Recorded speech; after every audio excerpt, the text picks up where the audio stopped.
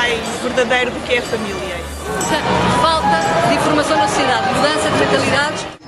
Fazer isto uma realidade, levar isto para as ruas, para as pessoas, para a vida. Fazemos questão de assinalar este dia. Esta vez com grandes bandeiras arco-íris para ajudar à festa. Na Rádio Manobras também somos gente. Um programa de João Paulo, todas as quintas-feiras, entre as 20 e as 21 horas. Ora, bem-vindos ao número 1 do programa Também Somos Gente. Hoje é dia 3. Hoje o acontecimento é este, a abertura do número 1 do Também Somos Gente. No dia 3 de 1615, os portugueses tiveram também um outro grande feito e mandámos embora os franceses do Maranhão, que não estavam cá a fazer nada. Em 1980, também, no dia 3, Francisco Sá Carneiro, esse grandíssimo estadista, tomou posse como primeiro-ministro e substituiu a saudosa e também uma mulher da política chamada Maria de Lourdes Pintacilgo, pessoa que eu, por acaso, admirava muito. No mesmo dia 3, mas agora de 1955, morreu Norton de Matos, conhecido político português, e este é o dia da abreografia. E perguntam a vocês, o que é a abreografia? Ora bem, eu vou explicar. Ou vou tentar. A abreografia é o nome dado no Brasil a um método rápido de tirar pequenas chapas radiográficas aos pulmões para facilitar o diagnóstico de tuberculose e foi criado por um senhor chamado Manuel Dias de Abreu, ou seja, daí a abreografia. No caso do nome do senhor, mais a grafia das radiografias. Aquelas coisas que a gente costuma fazer de micro-radiografias, não é? Para tirar os pulmões? É isso? É micro, não é? É. Estou a perguntar aqui à nossa convidada, que depois deste momento cultural nos passa a apresentar. Chama-se nada. Nasceu em Aveiro, no dia 13 de março, não foi no dia 3, foi no dia 13 de março de 1978. É formada como assistente social pelo Instituto Superior de Serviço Social do Porto e é presidente da Associação GIS, solteira e boa rapariga, dizem. E diz ela que é imperfeita, mas perfeitamente à vontade nessa condição. Eu não lhe vejo nenhuma imperfeição, não sei qual é que é, mas também não interessa. Bom dia, Raquel. Bem-vinda ao primeiro programa do Também Somos Gente, aqui na Rádio Manobras. Ora então, bom dia para ti, João Paulo, e boa noite para as restantes pessoas, porque eu sei que isto faz um bocado de confusão dizer bom dia a esta hora do dia. Eu digo sempre bom dia. Agradeço desde já a ti pessoalmente o convite para vir inaugurar este que eu tenho a certeza que será um grande programa da Rádio Manobras e felicito a Rádio Manobras por abrir portas a toda a gente e por ser uma rádio que começa a ganhar um espaço muito próprio e muito necessário na cidade do Porto. Obrigado, nós em nome da Rádio Manobras. Ok. E de resto não tenho mais nada a dizer porque disseram-me que eu vinha cá para responder a perguntas e portanto eu estou à espera que me as façam. Está bem. Então é assim, eu começava por te perguntar, tu nasceste numa terra que eu gosto muito, que é Aveiro, que é a terra dos ovos moles, mas não é por causa disso que eu gosto. Queria que me falasse um bocadinho da tua infância na terra de Aveiro. Pois, de onde és natural, onde eu conheço muita gente. Eu também gosto muito de Aveiro e é uma cidade que inevitavelmente eu estarei sempre ligada por questões mais familiares do que propriamente minhas. Eu nasci em Aveiro, na Vera Cruz, que é uma zona nobre da cidade de Aveiro, ali muito perto da Praça do Peixe, que atualmente é muito conhecida pelos bares e bons restaurantes, mas vim para o Porto com 1 ano e meio, 2 anos de idade. O pai e a mãe deslocaram-se para cá por motivos profissionais e eu também vim. Fiquei, obviamente, sempre ligada a Aveiro, porque a minha família, tanto paterna como materna, é de lá e, portanto, ainda tenho lá família. E também porque os papás construíram uma casa de praia na única praia de Aveiro, que é São Jacinto, do outro lado da ria, e, portanto, as minhas férias são na Biarritz portuguesa, como eu lhe chamo. Biarritz, que eu já tive o prazer de conhecer, exatamente. Aliás, quem não conhece a Biarritz não conhece nada. E, portanto, ainda estou muito ligada assim, a Aveiro. É uma cidade que eu gosto muito. Era uma cidade onde eu era capaz de morar, apesar de eu ser tremendamente apaixonada pelo Porto. E achar que o Porto é o meu lugar, mas gosto muito de Aveiro e gosto de manter as minhas raízes. Eu gosto muito daquela frase que não sei quem disse, mas quem disse muito bem, que é: nós devemos ter asas, mas manter raízes. Ora, e eu acho que sim, acho que é importante todo o meu percurso. Gosto muito do Porto e não sairia daqui a não ser por uma grande obrigação, mas inevitavelmente Aveiro foi a cidade que me viu nascer. Tu agora tocaste num ponto que não podia ser mais atual, que é a questão de sair daqui por uma grande razão.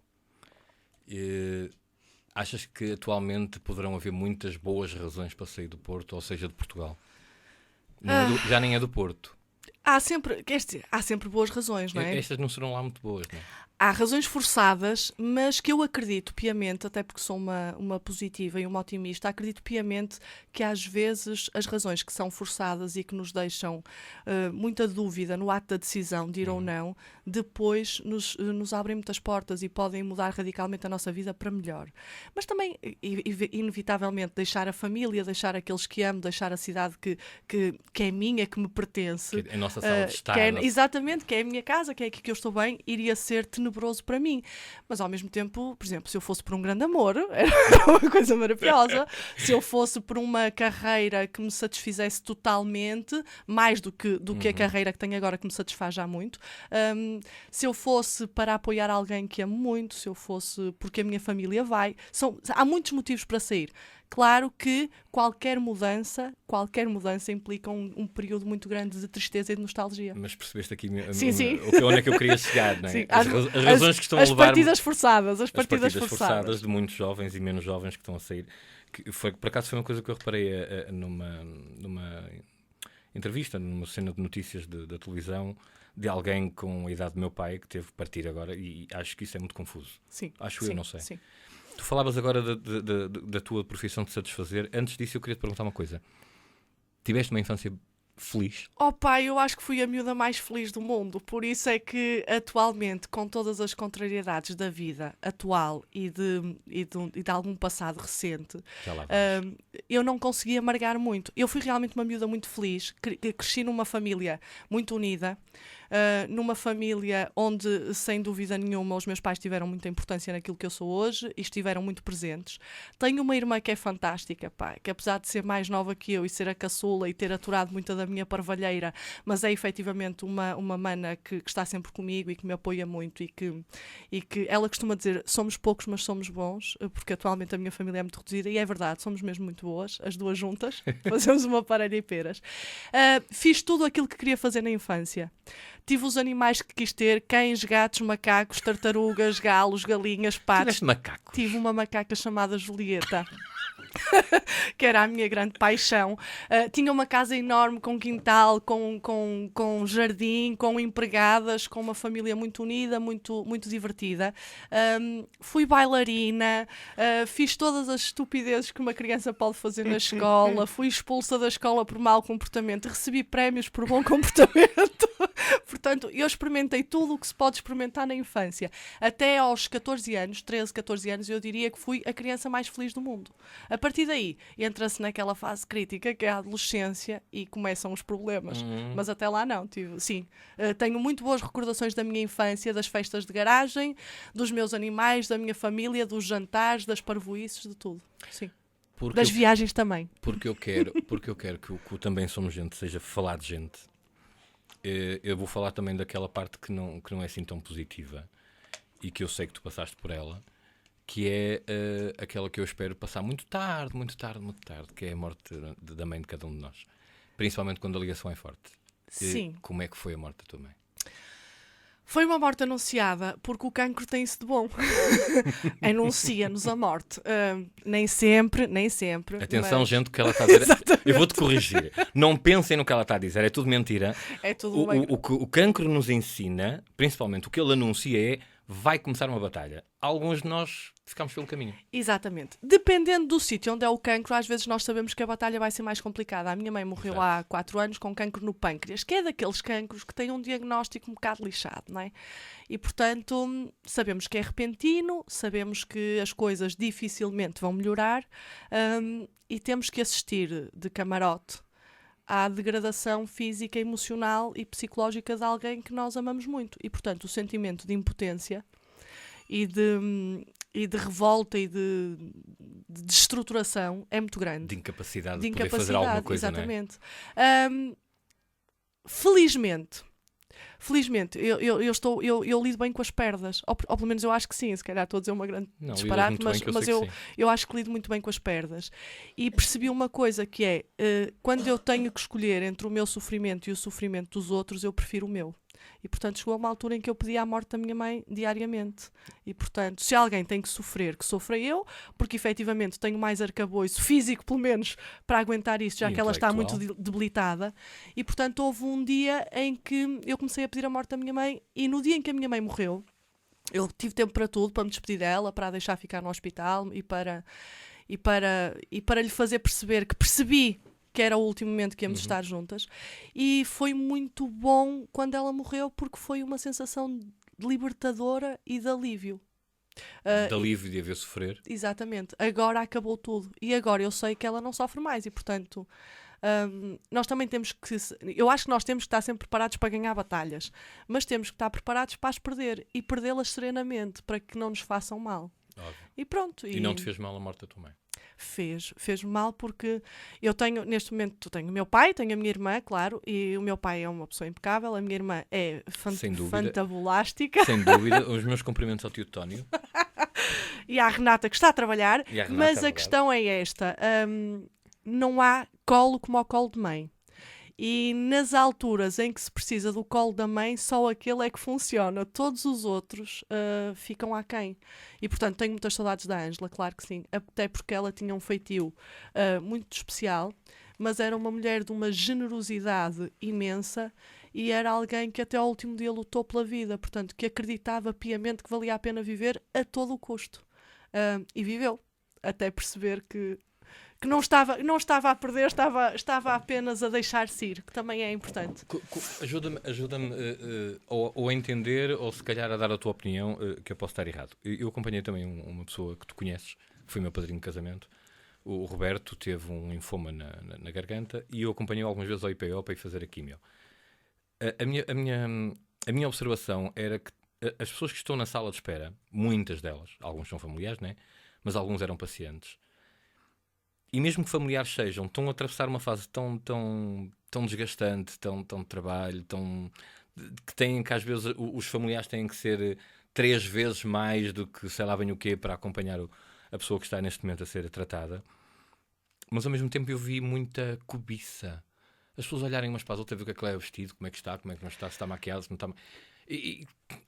A mim confunde-me. Mas sabes que eu acho que as pessoas em algum momento precisam de se descentrar e de se abstrair daquele problema, e qualquer motivo é um motivo válido. Eu também dava por mim a ter as conversas mais parvas na sala de espera dos hospitais enquanto estava com a minha mãe ou quando ia à visita, mas aquilo fazia muito bem porque durante uns segundos, durante uns minutos que fossem, descentrava-me desse drama e desse momento tenebroso que era: eu vou ficar sem a minha mãe. E portanto qualquer coisa era motivo. Comentar os sapatos, aparvalhar com a gravata, falar do corte de cabelo, rir das coisas mais parvas e às vezes também chorar sem motivo, porque é isso mesmo. Nós naqueles momentos estamos tão absorvidos com aquela doença, com aquela impotência, com aqueles sentimentos parasitas que se apoderam de nós num momento daqueles, que qualquer coisa que apareça que nos faça pensar noutra coisa ou de outra forma é válida, para rir ou para chorar. Eu deparei-me comigo a chorar com parvalheiras completas e absolutas e a rir-me de coisas que hoje em dia não acho piada nenhuma, e mesmo na altura eu pensava: como é que é possível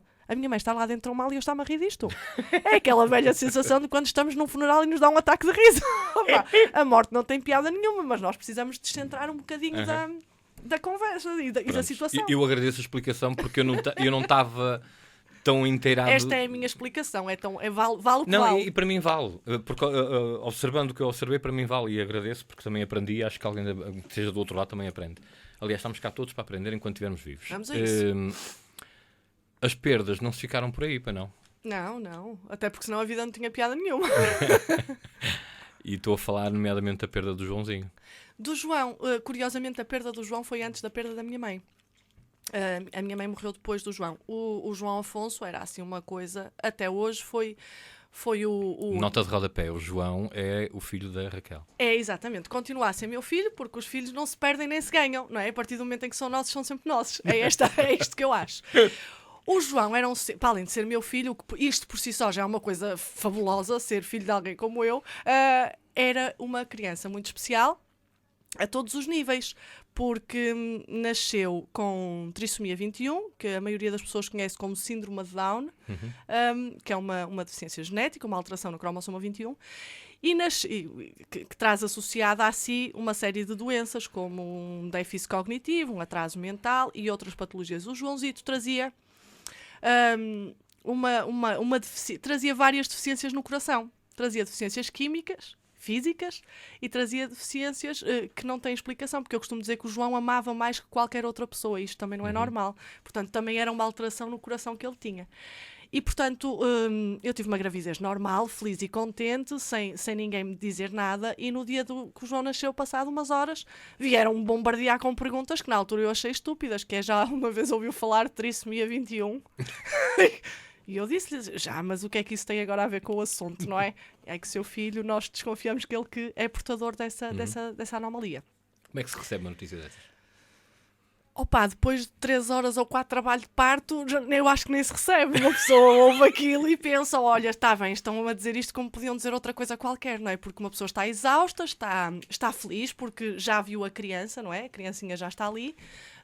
E, portanto, o João, eu costumo dizer isto e algumas pessoas não entendem, o João, quando nasceu, para mim, e entendam-me, por favor, o que eu vou dizer, era tão feio como qualquer bebê recém-nascido.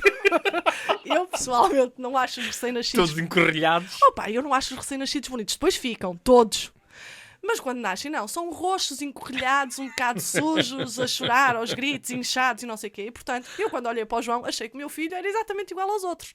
Passado 3 ou 4 horas, veio um senhor dizer-me que não. Que ele, que afinal, tinha uma deficiência e que, para além disso, também tinha alterações cardíacas muito graves. E começa aí uma sucessão de notícias tristes.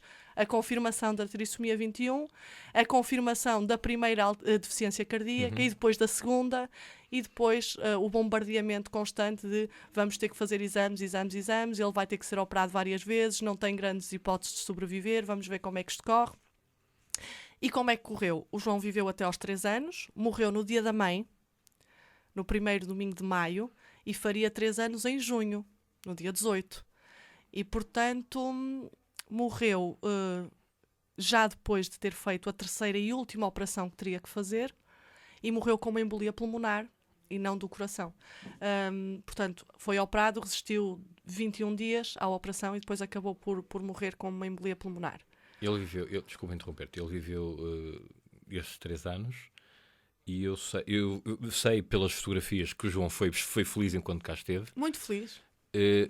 Mas a mãe teve muito trabalhinho. A mãe teve muito trabalhinho, ainda bem, porque as mães estão cá para ter trabalhinho. Está bem, ok. Mas se tu tivesse um trabalho redobrado... Sim. Tanto quando eu conheço ti, tu andaste constantemente a correr com ele para o hospital. Sim, o João teve internamentos prolongadíssimos de 3 meses seguidos no São João, teve problemas associados à doença muito graves, coisas que eu nunca tinha ouvido falar na minha vida. Eu passei passagens de ano no hospital com ele, eu passei períodos longos de isolamento, onde ele não podia estar em contacto com mais ninguém porque estava com o externo aberto, portanto, uma série de confusões que foi a vida dele. Eu costumo dizer uma coisa, e é verdade, já passaram. O João, se fosse vivo, teria 13 anos, portanto, já morreu há 10.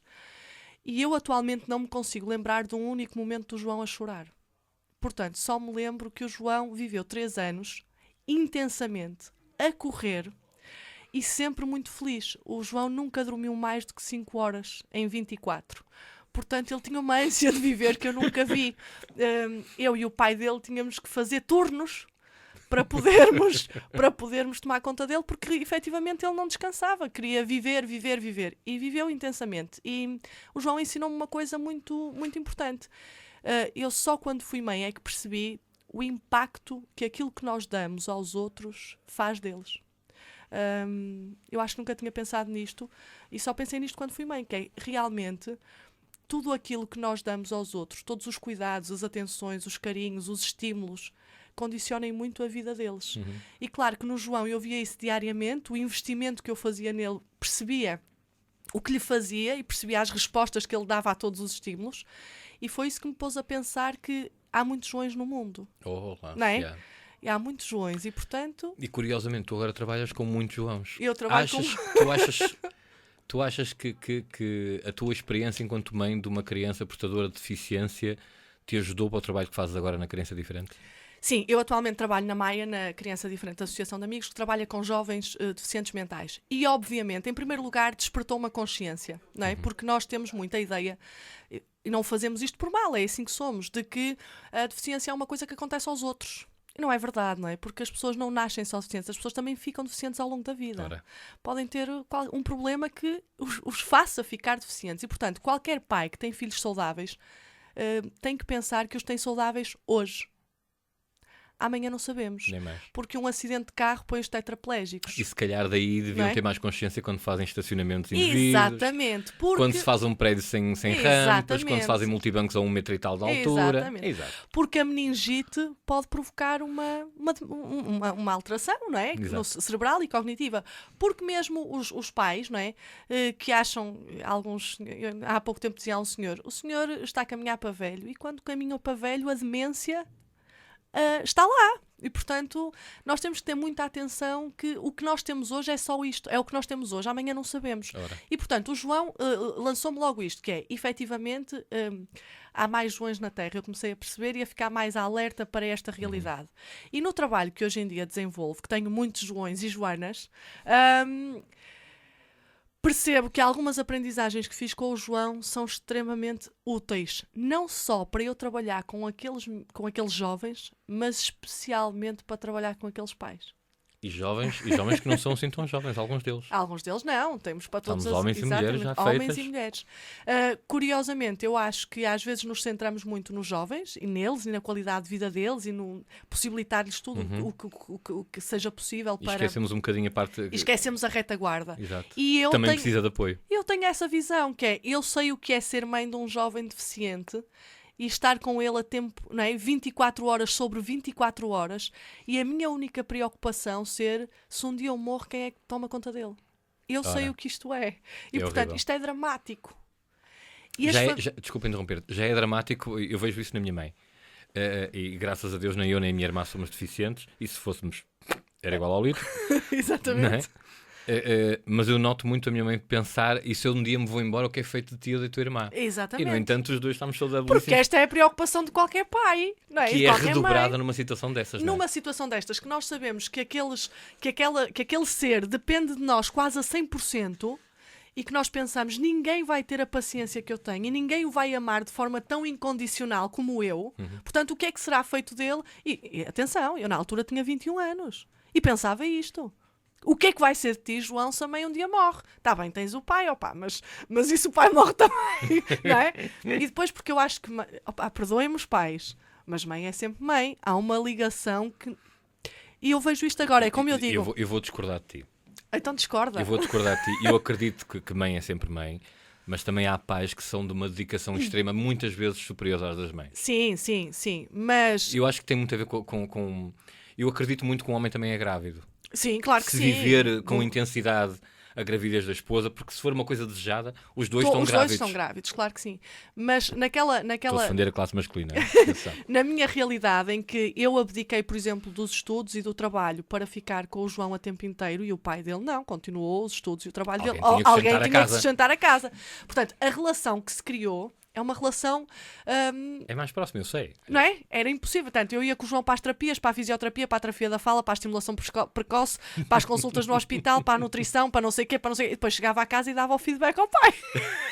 Mas, efetivamente, eu vivia aquilo Mas também inteiro. acreditas que o pai do João, esquece-me o nome dele. Mário. O Mário. Acredito também que o Mário, estando a trabalhar, se calhar a cabeça dele também não estaria muito bem. Pois, com certeza que não estaria. Até porque, sendo homem, as cabeças não estão... Nunca estou muito Isto é bem. guerra de sexo! Estou a brincar, até porque eu gosto muito de homens, toda a gente sabe disso. Eu também. Portanto, exatamente, mais uma vez estamos de acordo e como vês, nem valia a pena trazer este assunto aqui. Mas, claro que a cabeça dele estava ocupadíssima porque estava preocupado com o filho e com a mulher. E, portanto, não é? E estava... Como é que a mulher estaria a ter energia para... Exatamente. E faço daqui, desde já, um comentário muito, muito especial ao Mário, que foi sempre um excelente pai e, portanto, muito dedicado ao filho e com um orgulho tremendo no João, assim como eu ainda hoje tenho, não é? Ainda hoje o João, para mim, é só o miúdo mais fixe da face da terra, independentemente do sítio onde ele esteja. E eu sou testemunha disto. Esta senhora tem um amor ao filho que é uma coisa fabulosa. Trabalhares na Criança Diferente e atualmente és presidente da Associação GIS. O que é a Associação GIS, para quem não sabe? Olha, a Associação GIS é uma associação que tem um nome, em primeiro lugar, engraçado. GIS significa Grupo de Intervenção Solidário. E eu acho que é isto, eu acho que isto resume aquilo que Tu perguntaste. aquilo que tu perguntaste, que é esta a visão que eu tenho da sociedade. A sociedade como eu quero acreditar que a sociedade é assim. Um grupo interventivo e atento e simultaneamente solidário. Opa, não sei se é. Eu quero acreditar que sim e tenho visto nos últimos tempos, isto estás a ver, eu há bocado dizia-te que sou uma otimista. A crise veio trazer isso de bom. É tão bom. Eu adoro a crise. Tornou as pessoas mais atentas e mais solidárias. E mais humildes. Porque as pessoas começaram a perceber isto não toca só aos outros. Não, ok? De um momento para o outro, eu perco o emprego, fico sem dinheiro para pagar a prestação da casa, tenho que vender o Rolls Royce que tenho à porta e vou morar para a rua como os outros. As pessoas perceberam isto. E quando as pessoas percebem que isto lhes pode bater à porta a qualquer momento, ligam-se. E não só. E aqui a crise se calhar veio... A crise se calhar veio dar valor a quem não tinha valor nenhum. Ou quem achavam que não tinha valor nenhum. Um dos exercícios que eu gosto de fazer quando se fala da crise, a crise veio trazer o médico a ir ao pão a pé, já não vai de carro. Porque o médico também levou cortes. Pois, com certeza. A crise veio dizer que o lixeiro, quando faz greves, é importante. Porque o seu doutor já não consegue andar a pé no meio do lixo. Claro. Ou seja, é um bocadinho no raciocínio que estás a fazer. Lá está. Eu procuro sempre qualquer coisa boa numa situação má, não é? Nós somos dois. Temos que procurar, porque senão, então, lá está. Temos que fazer como a Beatriz Costa, pegar o touro pelos cornos. Exatamente. Caramba. Eu estou sempre a dizer isto e as pessoas que me conhecem até já estão a ouvir dizer essa frase 500 vezes, mas é verdade. O meu maior esforço, enquanto pessoa, é não amargar. Eu detesto pessoas amargas. E, portanto, gosto de pessoas doces que olhem para as coisas sempre com um olhar de esperança, de quem vai lutar, de quem não se resignou a nada. Mas não é fácil. E, portanto, na crise eu vejo isto. Vejo que, atualmente, e isto também já foi dito pelo GIS, pelos vários interlocutores do GIS em muitos lados, que é um dos grandes males social, né, das novas sociedades, da nova organização económica e social, era efetivamente o individualismo e a falta de tempo para os outros. Anda tudo muito ocupado e anda tudo sempre muito apressado e eu ainda gostava de saber para fazer o quê? Eu, por acaso, às vezes pergunto, mas esta gente anda toda neste correrio, agora nas vésperas de Natal quase que se matam nos hipermercados, mas para ir para onde? Eles estão com pressa de fazer o quê? O tempo não é de ninguém. O tempo é-nos dado. Diariamente dão-nos 24 horas para nós vivermos. Mas as pessoas apropriam-se delas como se aquelas horas fossem delas e elas tivessem que... Eu acho isto uma estupidez, uma barbaridade. A crise veio-nos mostrar que, atenção, vamos refriar aqui um bocadinho os cavalos, vamos começar a olhar para o lado e vamos perceber que isto tem que mudar, porque senão nós vivemos num mundo desligado dos outros e as pessoas não se convencem que nós temos que estar ligados uns aos outros de alguma maneira. Se ainda não estão, têm que arranjar forma de se ligarem a alguém. Porque, e eu posso falar disso agora também, não há coisa pior que estar sozinho. Sem dúvida. Portanto, sem dúvida. Acho que, não é? A solidão mata. A solidão mata e mói e massacra e não dá jeito nenhum. Não dá jeito nenhum, não dá. A solidão eu acho que, aliás, a solidão deve ser um dos maiores flagelos das sociedades modernas. E é um flagelo que é perfeitamente combatível. Perfeitamente. Portanto, sabes que aquilo que estás a falar é engraçado porque eu fui criado numa... Olha, já vou. Só um momentinho, está bem? Deve ser para mim. Eu fui criado num ambiente de... Eu, para falar com a vizinha, tinha que ir ao lado. Não tinha que ir acima nem abaixo. Exato. E atualmente eu, para falar com a vizinha, vou acima, vou abaixo. E vais de elevador. Pelas escadas é indiferente. O que eu quero dizer é que eu conheço 2 vizinhas de um prédio de 6 andares com cada andar 2 entradas. Eu só conheço 2. E uma delas é com quem eu me dou. Claro. Ou conheço 3, peço desculpa. Eu acho que a ideia... A minha mãe dizia que a diferença entre os prédios e os sítios onde a gente morava é que as ilhas antes eram na horizontal e agora são ao alto. Exato. Só que tu, para ir para a tua ilha ou para a tua casa, tinhas que passar às portas de toda a gente e agora não passas. Não passas. Tu não conheces as pessoas. E, voltando à pergunta que me fizeste, na minha cabeça, o maior objetivo do GIS e a maior finalidade que ele tem é conectar pessoas. E passar a palavra. É fazer com que as pessoas se unam por um objetivo, seja ele for. qual for. Opa, seja ele qual for. Mas que as pessoas encontrem tempo, desse tempo precioso que lhes é dado, não é conquistado por elas, é-lhes dado, é dado a toda a gente 24 horas por dia para viver. Portanto, o que o GIS pretende é que as pessoas encontrem tempo, organizem a sua vida de forma a encontrar tempo, e aqui é que está o grande erro. Não é para dar aos outros, é para viver com os outros. E não só. Que eu acho que às vezes as pessoas não fazem esta distinção. É pegarem no seu tempo e pô-lo ao serviço dos outros. Exatamente. E ao serviço delas também, porque faz bem. Porque faz bem, pá. Porque, Aliás, as pessoas acham que a gente faz isso por caridade. Não, a gente faz por nós. Era o que me havia de faltar. E eu costumo dizer que todas as relações são instrumentais, pá. A gente vai lá buscar alguma coisa também. Eu vou buscar uma tremenda satisfação. Encontrei Sem no dúvida. GIS amigos, encontrei no GIS sorrisos, e acho que o GIS cumpre esse grande objetivo, que é despertar mentalidades e fazer as pessoas unirem-se. Porque às vezes as pessoas, é por inércia, não é porque sejam más pessoas ou porque não queiram. É para pá, olha, estou aqui e vou-me deixar estar. E eu gosto de espicaçar a gente. Oh, não me apetece, Exatamente. está tanto frio. Não é? Se está frio é porque está frio, se está calor é porque fico mole, se está a chover é porque não nós gosto de aqui, água. Temos uma audiência, ela não vai falar, ela já está a dizer que não.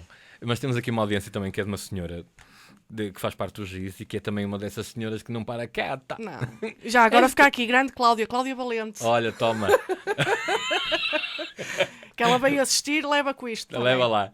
Esta mulher trabalha, vou-te contar, mas adiante. Fossemos à Raquel, que hoje é convidada, é a Raquel, ela já ficou vermelha. Pois Se já. isto fosse na televisão, tínhamos que Não, mas mudar o colorido. eu acho que o vinho também pode ter alguma influência.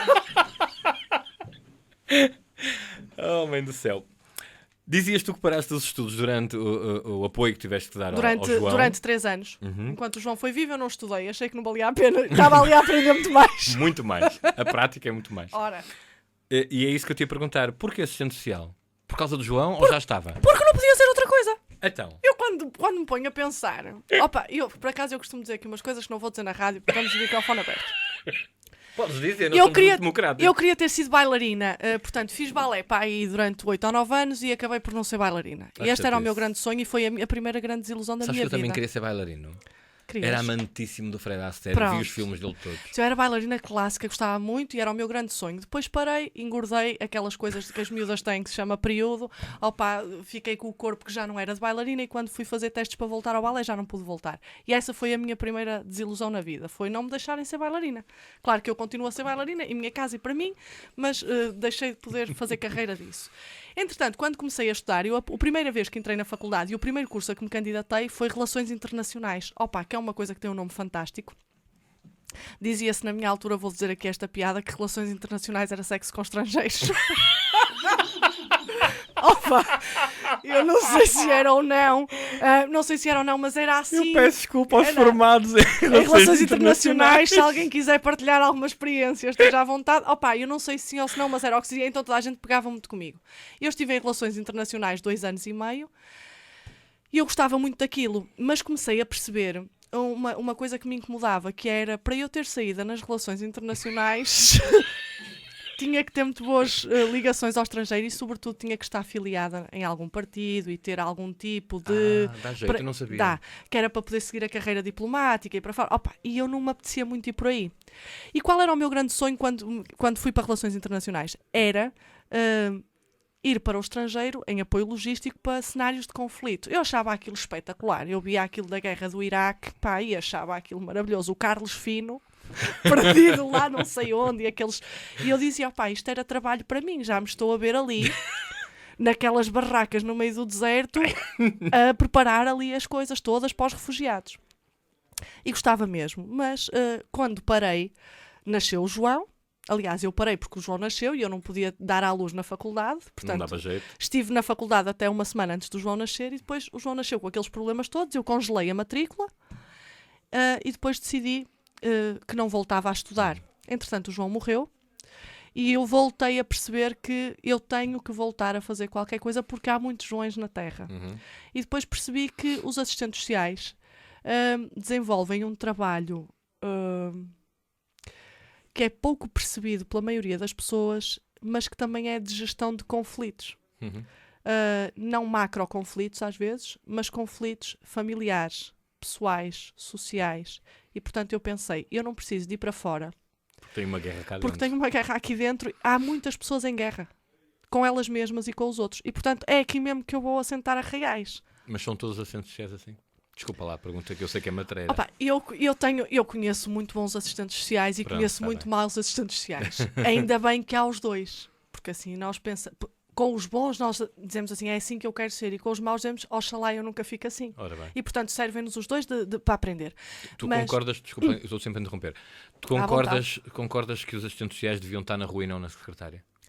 Eu concordo que há assistentes sociais que têm perfil para estar na rua e são bons na rua, embora tenha que haver alguém que faça um trabalho logístico, não é? Mais burocrático.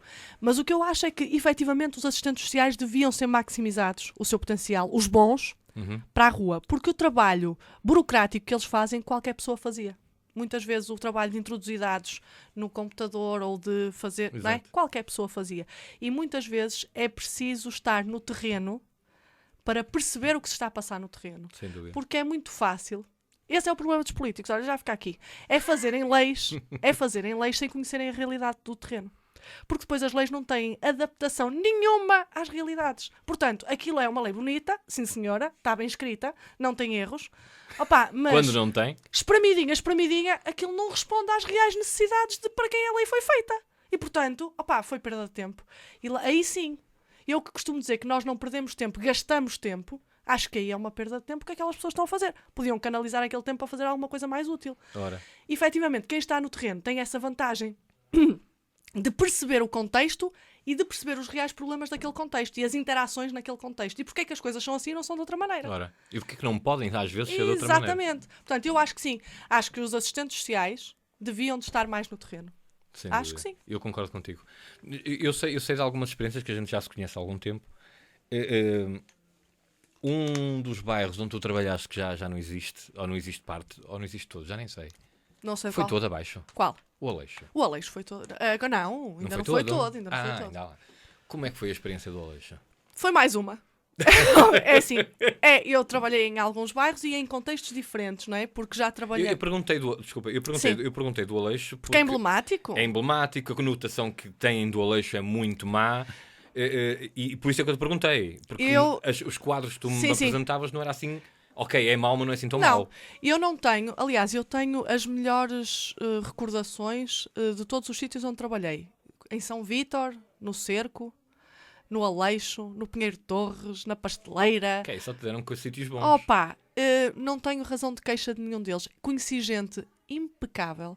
Conheci realmente pessoas que me ensinaram muito e que me ensinaram exatamente a não julgar. Não é? Porque uma coisa é a gente falar, como diz o povo, de cima da burra. E outra coisa é a gente ir lá e ver como é. Ora. E aí passa-nos logo tudo, não é? Começamos logo a ter uma percepção diferente. E, portanto, eu trabalhei com várias realidades, em apoio às famílias, apoio a jovens, com consumidores de drogas, com tudo. E a experiência que eu tenho é muito enriquecedora. E depois tenho uma coisa que me deixa muito satisfeita. Eu não sei... Eu ainda hoje, quando vou a esses locais, as pessoas que me reconhecem ficam genuinamente contentes por me ver. E dizem-me, está cá, e não sei o quê, já não havia há tanto tempo. E isso, para mim, é ótimo. É sinal que, em algum momento da vida daquelas pessoas, gesto mínimo meu fez diferença. Sim, porque as pessoas também têm esta ideia de que só grandes coisas é que mudam a vida das pessoas. Isto é a coisa mais parva que eu já ouvi na minha vida. Sem dúvida. Concordo plenamente. Eu costumo dizer, um fulano que hoje é pobre e que amanhã lhe sai o Euromilhões, tem uma grande diferença na vida dele. É uma mudança drástica, certo? Às vezes infeliz. Se passado 20 anos lhe perguntares, olha, qual foi o dia em que comprou o seu Jaguar? Não é? Porque, entretanto, ele tem um Euromilhões, saiu-lhe o Euromilhões, já comprou um palacete na Foz, um Jaguar para ter à porta e um iate para a Marina de Freixo. Se tu passado 20 anos lhe disseres, olha, sabe-me dizer qual foi o dia em que comprou o seu Jaguar? Ele não se lembra. E vai-te perguntar qual? Não, é o Jaguar, mas qual? O verde, o amarelo? Não se lembra. Porquê? Naquela altura, comprar um Jaguar e ser rico foi só comprar um Jaguar e ser rico. Mas esse senhor que tinha sido pobre e que no dia em que o filho fez 2 anos, houve uma vizinha e uma assistente social, isto passou-se mais ou menos comigo, não com estas dimensões, que o apanhou muito triste a ele e à mulher porque não tinham dinheiro para festejar o aniversário do filho. E a assistente social e a vizinha formaram uma vaquinha e compraram um bolo, uns sumos, uma garrafa de champanhe barato, claro está, e mais umas coisas e uma prenda para o miúdo e levaram a família toda a festejar o aniversário do miúdo ao parque da cidade.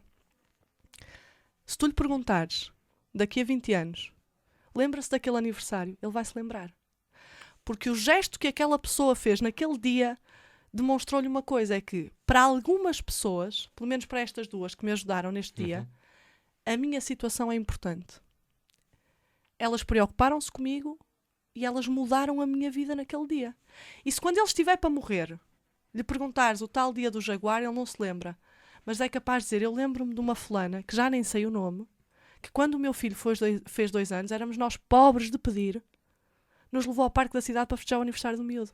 Pá, e essa gaja era porreira. Não me lembro do nome dela, porque já tomei xexé, mas ela era porreira. Isto marca as pessoas. Os nomes não interessam. Nada. E quando as pessoas me dizem aquela frase que eu passo-me logo, que é, eu até fazia, mas não vale a pena eu fazer porque sou só eu, mais ninguém faz, isto não vai mudar nada. Vai. São os pequenos gestos que mudam tudo. Ora. São os pormenores que mudam tudo, ok? Sem dúvida. Os grandes gestos, eu pouco me incomoda, sinceramente, há mais quem os faça, não é? Há mais quem os faça. O que eu acho é que é, mais uma vez, na onda do giz, nós temos que nos ligar às pessoas. E quando nós nos ligamos às pessoas num momento de fragilidade, por muito pequeno que seja o gesto, ele torna-se inesquecível. Sem dúvida. Aliás, o que estávamos a falar das palavras, eu tenho uma amiga minha que se chama Cristina Santos, que já foi presidente e é um elemento da Associação Não Te Prives, que ela diz que o nome das coisas não importa, mas sim o que fazemos com elas. Exatamente. Sem dúvida. Olha, estamos aí mais ou menos 15 minutos do fim. É lá. É. Isto é rápido, É que eu rápido. costumo Isto são dizer. rapidinhas. São rapidinhas. Nós não Ainda bem. fazemos a coisa assim para prolongar muito. Isso é depois. Isso é depois. Depois a gente poderá prolongar, mas a primeira é sempre rápida. Sempre. Ouvi Nem dizer. sempre, Nem sempre. Não- Depende. Dependemos para nós, agora não é preciso. Nada. Isso fica para outro programa. Ia-te pedir aqui o comentário de 2 notícias Ora, vamos lá, então. saídas no... Aliás, eu vou-vos trazer sempre notícias num site muito, muito mal falado, chamado portugalgay.pt, mas que é o site que eu giro. E como tal, vou trazer notícias lá que é para não roubar a ninguém. E que se chama nada. A notícia tem a ver com 2 jogadores de... Se não estou em erro, são 2 equipas russas. Uma é do... Não sei o que é. Os KPA. nomes não interessam nada. Não. Não, falámos disso ainda agora. São 2 jogadores russos, vá. São 2 jogadores. 2 jogadores russos. Que foram de férias para os Estados Unidos e felizes e contentes quando regressaram à Rússia, lembraram-se de partilhar um site equivalente ao Facebook lá deles, fotografias onde estavam em poses mais aproximadas. Sim. Neste momento há um burburinho nas redes sociais para mandar os senhores embora. Eu queria que tu comentasses a coisa, ou seja, porque eu lembro-me também, e já agora para juntar uma história à outra, se vocês se recordarem, vocês auditório, e aqui a Raquel, houve uma altura em que se falava muito do Cristiano Ronaldo uma vez ter usado saltos altos. E na altura... Olha, falava-se tanto que eu nem sabia. E na altura eu fiquei um bocado indignado com alguns aficionados do futebol porque não tinha jeito nenhum a andar saltos altos e não sei o quê. E a pergunta que eu fiz é aquela que andam a fazer nas redes sociais lá. Mas eles por acaso são piores ou melhores jogadores por causa de andarem juntos? Saltos altos, se calhar não jogam lá muito Não dá bem. jeito, não dá jeito. Mas também foi num evento, caramba. Pronto, então está bem. Então está bem. Dizia eu, qual é o teu comentário? Ou seja, tu por um lado tens alguns fãs de futebol que dizem deixem estar os rapazinhos, isso é a vida privada deles. Do outro lado tens malta, e Moscovo ainda é... Moscovo e a Rússia ainda é bastante homofóbica, bastante mesmo, que querem ver os jogadores fora dos clubes que fazem parte. Eu nem sei se isso merece grande comentário. Vou já aqui dizer isto, mas tenho medo. Tenho medo porque eu fui para Madrid com 3 amigas e temos fotografias em cuecas. Portanto, eu temo um bocado que se isto sair em alguma rede social me queiram pôr fora de algum sítio. E isso ia ser muito mau. Porque o que acontece em Madrid fica em Madrid. Portanto, o que eu acho é isto. Tu sabes, eu vou aqui partilhar uma coisa com os ouvintes, que é, eu fui porta-voz da MOP há 2 anos para a comunicação social. E MOP, Marcha do Orgulho LGBT no do Porto. E fui porta-voz porque o João Paulo, nesta conversa, acho que já deu para perceber, eu ligo-me a todas as causas que me parecem importantes. E, portanto, liguei-me à MOP porque acho que, efetivamente, o amor é o amor, ponto. E quando as pessoas amam, devem poder amar quem querem, quando querem e onde queiram e como queiram e essas coisas todas. E, portanto, quando começou, eu já participava na marcha como manifestante. E depois surgiu a questão de eu fazer parte, como fazia parte do GIS estar na organização da MOP, e portanto eu fui convidada para ser a porta-voz para a comunicação social. E foi muito engraçado, porque quando me disseram que eu ia ser a porta-voz para a comunicação social, eu perguntei, mas porquê? É o primeiro ano que eu cá estou, e disseram assim, porque acho que é interessante ter um heterossexual como porta-voz da Marcha de Orgulho do Porto. Opa, não sei. E eu disse, olha que realmente isto está bem visto. Está bem visto. De ser alguém que nem tem grande, não é? Que à partida não tem grande afinidade aqui com esta questão, a vir falar sobre isto. E aceitei. E é muito engraçado que durante muito tempo fui abordada aqui no Porto porque as pessoas achavam que eu era lésbica. Porque estive na Marcha de Orgulho e dei a cara. E eu perguntei a uma senhora, que foi um bocado inconveniente com as perguntas em relação à minha orientação sexual, perguntei-lhe se eu desfilasse numa marcha contra o racismo, se ela me perguntava se eu era preta. Ora. E ela respondeu que não. E eu disse, ora, aí está. Portanto, os direitos humanos, não é, estão acima de qualquer coisa. As pessoas defendem aquilo que acham que é justo. E, portanto, eu estou muito sensibilizada para esta questão do movimento LGBT e da homossexualidade, como estou para outras. Como estive a dizer não aos touros de morte em barrancos, ou como estive algemada ao Coliseu quando foi a história toda do Coliseu nos anos 90. Portanto, não tem nada a ver com o facto de... Tem a ver que eu acho que nós devemos de lutar pelas coisas em que realmente acreditamos. A do Coliseu foi assim por causa de ter sido bailarina. Não foi nada, pá. Foi porque naquela altura eu queria faltar às aulas de tarde. Pronto. Tá e bem. achei que era um bom momento. Estamos a brincar, ela não foi por causa de nada. Não foi nada. Faltei eu às conheço aulas. bem a Raquel, mas não tem nada pai, a desculpa lá, eu disse que estava na escola, mas não estava. Estava ali no Coliseu. Pronto. E o que acontece é que esta questão da homossexualidade para mim não é questão. Ora. Pronto. Portanto, os senhores são jogadores, se jogam bem, que se mantenham nos clubes, se não jogam bem, que os despachem de lá para fora e que os metam a fazer outra coisa qualquer. Mas o que eles fizeram em Nova Iorque, ou onde é que quer que seja, as fotografias que tiraram, não são tidas nem achadas para o seu desempenho profissional e para a sua vida em sociedade. Não tem que ser. Portanto, opá, eu nem sequer, é como te digo, só tenho medo disto. Tenho medo disto, porque ao ver o que acontece aos outros, eu penso, caramba, eu vou ter que me pôr a toques quando for de férias com as minhas amigas e numa atitude parvalheira também tirar fotografias parvas. Ora. Como qualquer pessoa vai ter que fazer isso. Claro que eu não sou famosa e, portanto, ninguém vai andar Até ver, pronto. Mas não, acho que o bom senso vai imperar. Eu espero bem que sim. Eu também acho que sim. E quanto aos saltos altos do Cristiano Ronaldo, olha, se ele tem bom gosto nos sapatos, acho que deve continuar a usar. Espero que tenham sido de prada igual aos do Papa. Pronto, que seja. É o que eu tenho a dizer. Desde que tenha bom gosto que use. Para quem não sabe, a Uganda tem um projeto de lei para a pena de morte de pessoas homossexuais. Está em discussão já há algum tempo. E, como sempre, a Igreja, eu que sou cristão, a mim ferma um bocado a história. Mas a Igreja anda sempre atrás dessas coisas e acho que é tudo muito mal, meu Deus do céu. Mas quando se trata de violar crianças, ninguém nota do barulho. Mas pronto, isso agora passando à frente. Um padre ugandês, é assim que se diz, decidiu, na véspera de ano novo, de 2012 para 2013, que estava a beber a crise, coitado, decidiu fazer um sermão no Estádio Nacional do Uganda, reuniu lá os fiéis todos. O rebanho? Contra a homossexualidade. Opa, é tal questão. Então. É tal questão. Eu acho que... Sabe, eu não gosto de extrapolar. Um padre é um padre, não é a Igreja. É a opinião daquele senhor, ele deve ser visto como isso. Claro que nós sabemos que as pessoas que têm alguma influência em grupos e multidões podem manipular e podem influenciar pensamentos, ideias, opiniões. E claro que nos dias de hoje, não é? Nós ouvirmos, sobretudo para quem a homossexualidade não é questão. Ora. Até porque tenho centenas de milhares de amigos homossexuais. Centenas de milhares, já nem me lembro. Lá está. Para mim não é questão. Eu nunca pergunto a ninguém, olha, desculpe lá, mas não pergunto. Eu se gosto da pessoa, ela é minha amiga, independentemente de... Portanto, não é questão nenhuma. Saber que a Igreja Católica, não é? Na pessoa de um padre, que é só isso mesmo, ele é só um, não representa. Eu acho que ele não devia representar nada, infelizmente representa uma instituição. Que tem essa postura.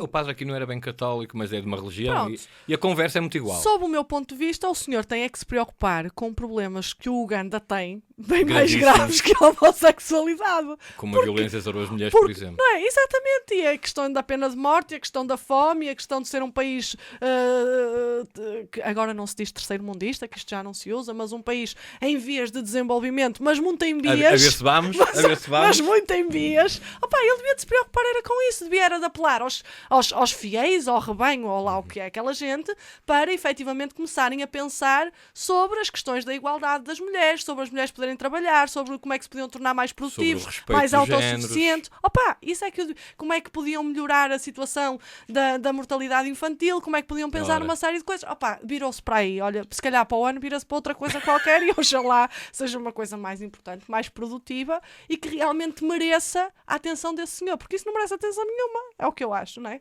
Mas pronto, mas respeito o senhor padre, e se um dia for ao Uganda, vou cumprimentá-lo, E obviamente. nós sabemos que sim. os padres não são todos iguais. Felizmente, Graças a felizmente. Deus. Eu conheço também muito bons padres espetaculares. E, portanto, é o que eu digo. As pessoas são pessoas. Infelizmente, muitas vezes representam instituições e grupos e acabam por manchar a imagem, Sem dúvida, não é? sem dúvida. Social dessas instituições e grupos. Mas eu isolo-os sempre. Aquele é aquele. Opa, felizmente os outros não são assim. Lá está, o meu lado positivo mais uma vez. Espero que os outros não sejam. E não são. Certamente o Uganda tem padres fantásticos. Deve. E são pretos. A maioria. A maioria. Atenção, que depois vais ouvir uma boca que estás a ser racista. Não estou nada, eu até adoro pretos. Aliás, fica aqui uma nota, eu não sou racista. Tu, o ano que fizeste ainda era no SOS Racismo, não era? Sim, sim. Nas sim. reuniões da MOP era no SOS Racismo. E o SOS Racismo fazia parte da organização da MOP. Fazia exatamente Faz. parte da organização. E havia uma senhora chamada Cátia Baião, que é do SOS Racismo, que não é preta. E que eu estava sempre a dizer à minha pretinha, nunca chamava pelo nome, porque eu adorava aquela rapariga, adoro aquela rapariga, ela é linda. E aliás estão convidados para cá vir, estou só à espera da resposta e agora estão intimidados assim no ar, salvo seja. Nós estamos quase no fim. E eu ia-te pedir, enquanto Raquel, enquanto mulher, enquanto presidente do GIS, enquanto assistente social, enquanto trabalhadora com deficientes, enquanto gaja, que deixasse assim uma mensagem para o nosso auditório. Para o novo ano. Daquelas que se faz agora no início. Olha, mas não faças tipo, não, pelo amor de Deus, não me faças aqui tipo cavaco nem colhinho. Olha, nem tinha tempo para isso, nem saberia fazer, porque esses senhores são exímios no Ora. que fazem. E eu, enfim. Portanto, não poderia nunca comparar-me, não é? O que é que eu tenho para dizer para o ano 2013? Eu acho que o ano 2013 vai ser espetacular. Ora, Se ainda ninguém disse isto, fica aqui registado na Rádio Manobras que o ano de 2013 vai ser espetacular. Vai ser o melhor ano dos últimos anos, não tenho dúvida nenhuma disso. Pelo menos vai ser o melhor ano deste ano. ora. E o que eu tenho a dizer às pessoas é, o João Paulo disse, abriu, na altura que me apresentou, disse que uma frase que eu costumo dizer muitas vezes, que é: sou imperfeita, mas estou perfeitamente à vontade com isso. Opa, mantenham-se imperfeitos. Em primeiro lugar, eu acho que as pessoas se devem manter imperfeitas, porque a busca da perfeição e, sobretudo, a obsessão pela perfeição faz das pessoas infelizes. Portanto, mantenham-se Estúpidas. também. Mantenham-se imperfeitas, aprendam a viver com a vossa imperfeição e aceitem-na perfeitamente, porque ela é natural. Nós, infelizmente, somos humanos e, portanto, como somos infelizmente, opa, eu era muito mais feliz se fosse cão. Aliás, vai já daqui um beijo para o meu Simas, que está em casa à minha espera. Eu, infelizmente, sou humana e, portanto, como humana que sou cheia de defeitos, de paranoias, de medos, de obsessões, de compulsões, de paixões e tudo que acaba em ões. Ora, Nós temos isso tudo, não é? lampiões, por exemplo. Tudo. E, portanto, o que eu acho é que as pessoas têm que fazer por ser felizes. Sempre. Por ser felizes e por serem boas pessoas. Porque às vezes as pessoas pedem tanto da vida e eu acho que a única coisa que eu quero ser na vida é boa pessoa. Eu quero que no dia em que eu morrer, que vai ser daqui a muitos anos, e se acontecer, que ainda não é certo, fica já aqui o registro também, mas se acontecer, eu quero que, independentemente se tenho muitas ou pouca gente lá na festarola que eu vou dar numa penthouse no dia do meu funeral, independentemente do número de pessoas que lá estejam, eu quero que as que lá estejam digam assim: olha, esta gaja era uma gaja fixe. Era mesmo boa pessoa. direi isso. Era mesmo boa pessoa. Esforçou-se sempre por, de alguma forma, alegrar a vida dos outros e ligar-se aos outros. E isto é constante em mim. Eu procuro desesperadamente ligar-me às pessoas e cultivar essas ligações diariamente. Opa, e sejam simples, porque a vida é isto mesmo. Todos nós vivemos. Eu acho que as pessoas às vezes acham que são umas privilegiadas porque vivem. É mentira. todos nós vivemos. A vida é uma coisa muito especial, mas é uma coisa muito simples. Nós é que gostamos, muitas vezes, de complexificar tudo. Portanto, para 2013 vai ser um ano espetacular. Bem, Façam por ser ainda melhores do que já são. Sejam simples. eu vou interromper o teu raciocínio. Tu consegues dizer que vai ser um ano espetacular avizinhando-se mais desemprego, cortes de ordenado, mais impostos, tudo mais do negativo? Essa parte vai ser má, mas as pessoas vão se tornar melhores pessoas. Não tenho dúvida. Os bens materiais e a obsessão pelo material e pelo supérfluo, muitas vezes, tira-nos a essência do que é realmente ser pessoa. Que é a entrega, o afeto, a alegria de viver. Mas tenho noção que é difícil de viver. E estás a falar com uma pessoa, não é? Que, como tu disseste, perdeu um filho, perdeu uma mãe, perdeu um marido, porque não sou nada solteira, sou divorciada, e sofri imenso com isso. Vive sozinha e sabe o que é solidão. Teve sem receber salário durante algum tempo e já divorciada, sem grande forma de subsistir. E felizmente hoje em dia, tenho o meu trabalho e nunca perdi isto, nunca perdi a capacidade de acreditar que eu amanhã dou a volta. E dou a volta porque estou ligada às pessoas. E porque enquanto eu estiver ligada às pessoas, alguém me há de pôr a mão. Óbvio. Não é? E puseram. Eu havia dias que tinha a minha casa cheia de povo e tu sabes disso, também lá estavas. Portanto, não é? Isto não era para dizer. Isto não era para dizer aqui, mas fica já. Portanto, liguem-se às pessoas, porque quando vocês não desiludem as pessoas nunca vos vão desiludir a vocês. Isto é que não vão. E quando desiludem é por engano. Estão distraídas. Depois elas pensam melhor e volta tudo ao mesmo. E o meu voto é este. E acreditem que o ano, independentemente da conjuntura económica, social e que nós sabemos que existe, o ano também é feito por nós. Óbvio. E nós também somos responsáveis por aquilo que nos acontece. É como o outro dizia, nós não somos responsáveis pelo que nos acontece, somos responsáveis pela resposta que damos a isso. Mantenham-se positivos, não amarguem, sejam melhores pessoas. Aqueles que já são muito bons, é um esforço acrescido. Mantenham e lutem para ser melhores e pensem que a resposta está nos outros.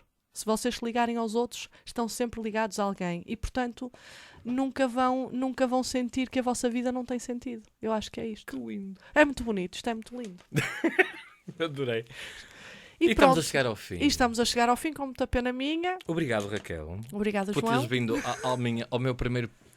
ao número 1 do programa Também Somos Gente.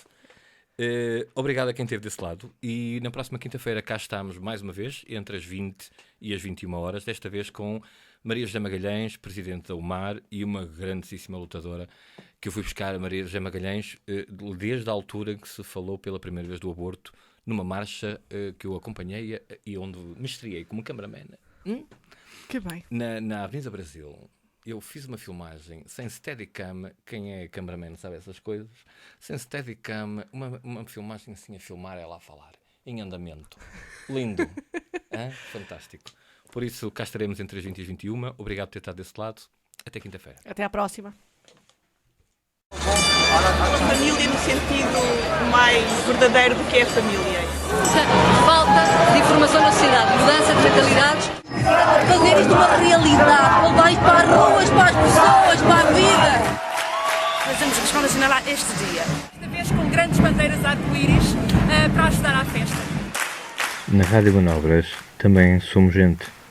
Um programa de João Paulo, todas as quintas-feiras, entre as 20 e as 21 horas.